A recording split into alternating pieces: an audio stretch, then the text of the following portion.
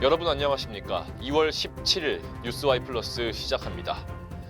더불어민주당이 경제와 민생을 살리기 위한 35조 원 규모의 슈퍼 추가 경정 예산을 내놓았습니다. 이 중 13조 원이 투입되는 민생 회복 소비 쿠폰, 즉 국민 1인당 지역화폐로 25만 원씩 지급하는 정책에 찬반이 엇갈리고 있습니다. 이재명 더불어민주당 대표는 지난 10일 국회 교섭단체 대표 연설에서 민생 지원금 때문에 추경을 못하겠다면 포기하겠다라고 밝혔지만 이번엔 소비 쿠폰이라고 이름만 바꾼 셈입니다. 이를 두고 민주당 내 비이재명계를 중심으로 반대의 목소리가 나오고 있습니다. 개인정보 유출 논란을 빚은 중국의 생성형 AI 딥시크의 신규 다운로드가 국내에서 잠정 중단됐습니다.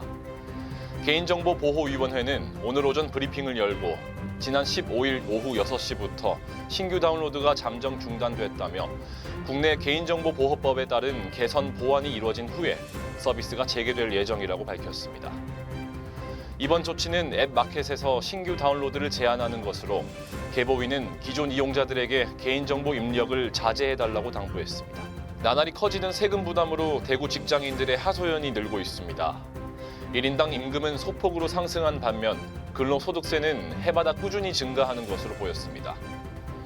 기획재정부는 전국 근로소득세 수입이 1년 새 1조 9천억 원이 늘었다고 밝혔는데요. 이는 전체 국세 수입의 18.1%를 차지하며 직장인의 세금 부담을 증가시켰습니다. 반면 법인세 수입은 2년 연속 감소세를 보였습니다. 기업 실적 부진과 법인세 감세 정책이 영향인 것으로 나타났습니다. 의료 공백 사태 장기화가 지속되고 있는 가운데 대구 지역 상급 종합병원이 결국 직격탄을 맞았습니다. 지난 16일 영남일보가 건강보험 심사평가원 자료를 분석한 결과 의료 공백이 가장 심각한 곳은 경북대 병원이었는데요. 2024년 기준 경북대 병원 의사 수는 233명으로 전년 499명보다 무려 266명이 줄어든 겁니다.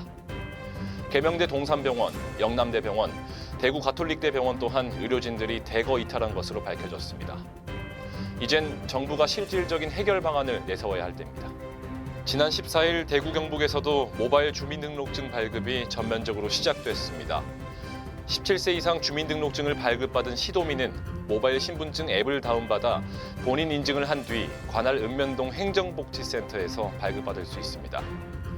주민등록증이 처음 도입된 1968년 이래 56년 만에 지갑 속 주민등록증은 사라지게 된 건데요. 하지만 일각에서는 모바일 해킹 등을 통한 개인정보 유출을 걱정하는 목소리도 나오고 있어 시민들의 반응이 엇갈리고 있습니다. 오늘 뉴스와이 플러스 이것으로 모두 마치겠습니다. 고맙습니다.